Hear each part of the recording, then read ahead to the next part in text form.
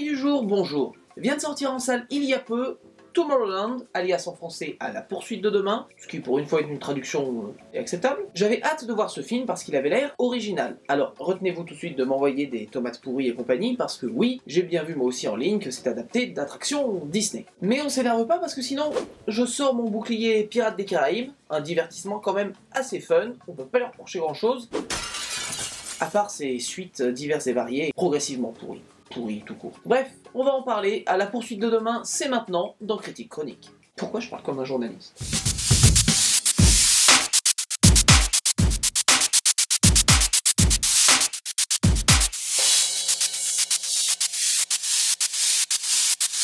Avant de développer sur le film, parlons de son metteur en scène, Brad Bird. Apprenez ici que Brad Bird réalise seulement ici son deuxième film live. Précédemment, il n'avait réalisé que des films d'animation. Son pédigré dans le domaine, juste Les Indestructibles et Ratatouille. Bon, pas dégueulasse. Ça vous surprendra pas non plus si je vous dis qu'on le considère comme une pointure dans son domaine.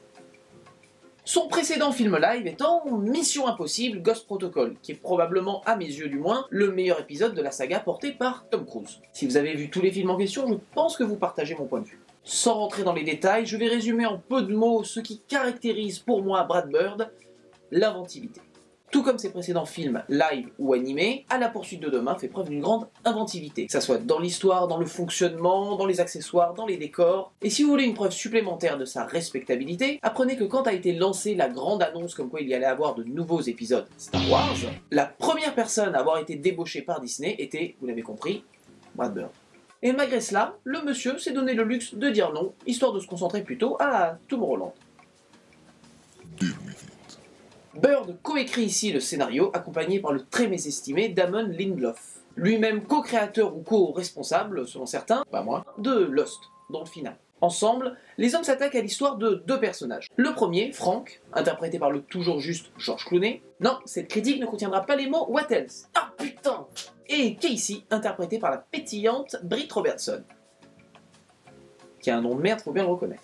À eux deux, ils vont essayer de sauver le futur, et par là même, le monde. Le fameux Tomorrowland du titre américain existant vraiment. Ce qui n'est pas un spoiler, puisque c'est dit dès le début du film. Le Pins, j'ai jamais eu de... Et c'est même dit dans la bande-annonce. J'ai vu un endroit incroyable.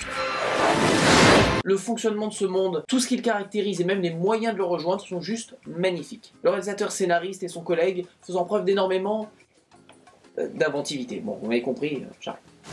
Allonge-toi! Aussi bien rythmé, magnifiquement mis en scène et plein de sensibilité, le film joint tous ces éléments pour arriver à faire quelque chose qu'Hollywood essaye désespérément de recréer ces dernières années, ramener l'esprit pur et optimiste des films des années 80. Femmes des années 80, mais femmes jusqu'au bout du... Là où vous l'auriez pas vu, il y a eu genre une papardelle immense de films remakés qui viennent des années 80 depuis ces 10 dernières années, facile. Principalement de la merde. Je m'explique. À la poursuite de demain, recrée un peu cet esprit que vous avez probablement connu en regardant des films comme Les Goonies, Tron ou encore E.T. Il y règne une vraie vibe enfantine, pas lourde, enfin pas complètement, mais j'y reviendrai. Que je me suis surpris à penser que Steven Spielberg aurait très bien pu réaliser ce film. À mes yeux, j'ai pas peur de vous le dire, Brad Bird m'apparaît plus ou moins comme l'héritier de Steven Spielberg. Principalement de par sa capacité à nous amener vers le merveilleux. Le très hype J.J. Abrams s'était risqué à reprendre le flambeau avec son très gentil Super 8. Seulement, malheureusement, on s'était loupé. La faute à un scénario gentillet, sans trop de surprise. La seule surprise était plus ou moins le méchant du film que J.J. Abrams avait essayé de nous vendre à travers une publicité virale, mais quand ça veut pas, ça veut pas. Non, ça veut dire non, GG. Pour tous ces points positifs, soyons honnêtes comme toujours, il y a le revers de la médaille, que je résumerai en 3 mots, le syndrome Disney. Vous m'avez compris, par cela j'entends cette mièvrerie inhérente mais tout à fait compréhensible des films de la souris aux grosses oreilles. Même si le Disney d'aujourd'hui est plutôt synonyme de Marvel, Star Wars, ABC, Buena Vista International, Disney Channel plus 1, Disney Channel plus 2, Los Angeles, Federal Bank of America, Cours de la Bourse. Oubliez ce que vous venez de voir.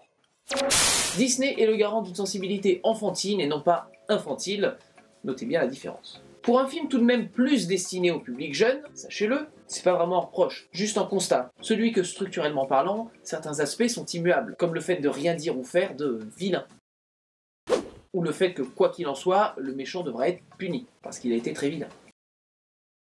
combo. Cet aspect n'entache nullement le film, il le rend juste un poil plus prévisible dans son troisième acte, ce qui est dommage par rapport à tout le film qui contient nettement plus de surprises. Sans que cela soit un problème, c'est juste le rappel que, faut regarder un Disney.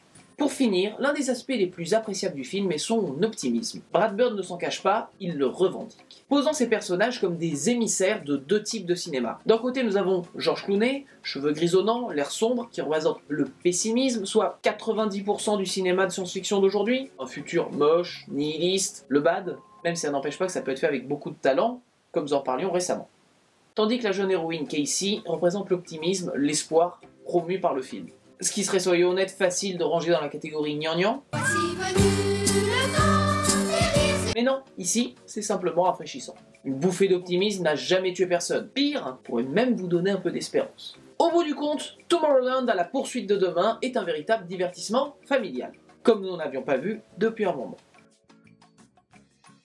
Inventif, fun, drôle, humble, il prône, comme tous les Disney, le droit à la différence, la créativité, sans oublier votre petit message écologique devenu indispensable, le tout enveloppé dans une fable optimiste rafraîchissante qui fait appel à votre sens du merveilleux et qui a en plus l'intelligence d'être ni une suite, ni un remake.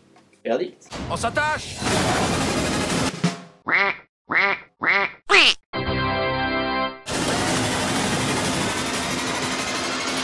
Dans votre DVD Tech, à la poursuite de demain se rangera près des Goonies et de Tron.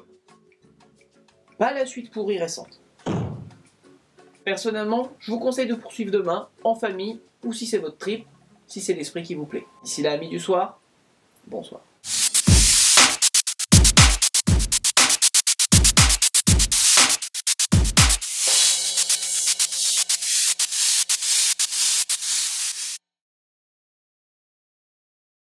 Le tout enveloppé dans une fable. Encore une fois, pas infantile. Non, pas encore une fois, tu l'as pas dit avant. Fable. Disney est le garant d'une sensibilité. Disney est le garant d'une fable. Brad Bird ne s'empêche.